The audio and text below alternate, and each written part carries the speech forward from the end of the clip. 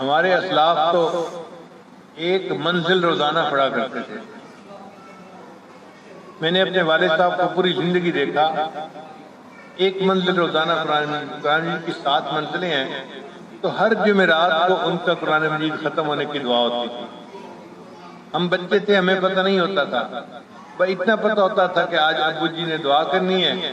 وہ جمعرات کے دن قرآن مجید کی آخری منزل پڑھتے تھے اور ختم قرآن کی دعا کرتے تھے. ہر ہفتے قرآن مجید ختم کرتے تھے. اور کئی ایسے بھی حضرات تھے کہ جو روزانہ قرآن مجید پڑھتے ہیں. آج اس دور میں ایسے لوگ موجود ہیں جو ایک قرآن مجید روزانہ پڑھتے ہیں.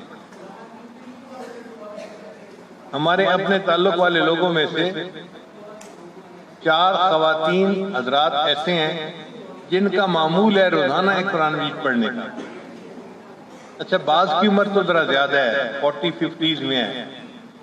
ایک بچی ان میں سے بہت چھوٹی عمر کی ہے اور وہ بھی ایک قرآن مجید روزانہ پڑھتی ہے. ہم ایک ملک میں گئے تو ایک صاحب نے ہمیں ناشتے کے لیے گھر آنے کی دعوت دی. ہم ان کے گھر گئے، انہوں نے واقعہ سنایا. کہنے لگے جی کہ میری بیوی کو بریسٹ کینسر ہو گیا. ڈاکٹر کو چیک کروایا تو ڈاکٹر نے کہا کہ کینسر اتنا پھیل گیا ہے کہ 1 مہینہ کے اندر اندر اس کی وفات ہو جائے گی. اگر تم اس میں ڈیڈ باڈی ملک میں لے جانا چاہتے ہو تو ابھی لے جاؤ، زندہ لے جاؤ.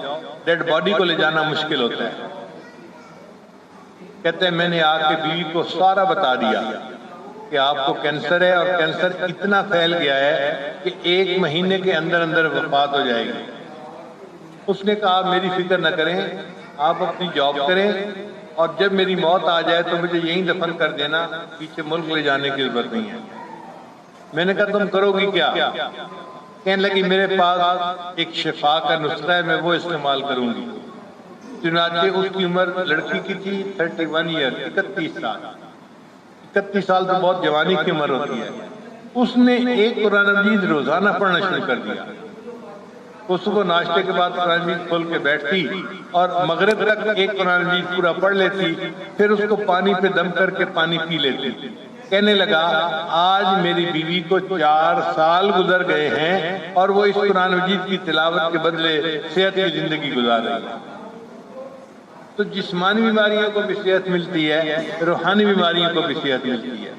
یہ اللہ کا قرآن ہے، اس میں بہت منافع ہیں. ہمیں تو ابھی پتہ ہی نہیں، ہم تو واقف ہی نہیں کہ ہم کیا کیا برکتیں حاصل کر سکتے ہیں. جب نبی علیہ السلام نے فرما دیا تبرک بالقرآن فإنہ کلام اللہ، قرآن پاک سے برکت حاصل کرو، یہ اللہ کا کلام ہے. اللہ کی ذات بھی برکت والی، تبارک الذی بیدہ الملک، اور اللہ کا نام بھی برکت والا، تبارک اسم ربک ذی الجلال والاکرام. اور اللہ کا قرآن بھی برکت والا. یہ برکت والا نسخہ ہمارے گھروں میں موجود ہے اور ہم پریشان ہیں، جی دعا قبول نہیں ہوتی، جی پریشانیاں دور نہیں ہوتی. بھئی اللہ کے بندے، یہ قرآن مجید اللہ نے بھیجا اس لیے تو تھا. قرآن مجید کی تلاوت کریں، دعا مانگیں، اللہ ہاتھوں کو خالی نہیں لوٹائیں گے بلکہ اللہ دعاؤں کو قبول فرمائیں گے. مگر ایک محبت کا تعلق ہونا چاہیے. ہر عورت، ہر مرد، گھر کا ہر چھوٹا ہر بڑا قرآن مجید کے ساتھ محبت، عشق کا تعلق رکھتا ہو.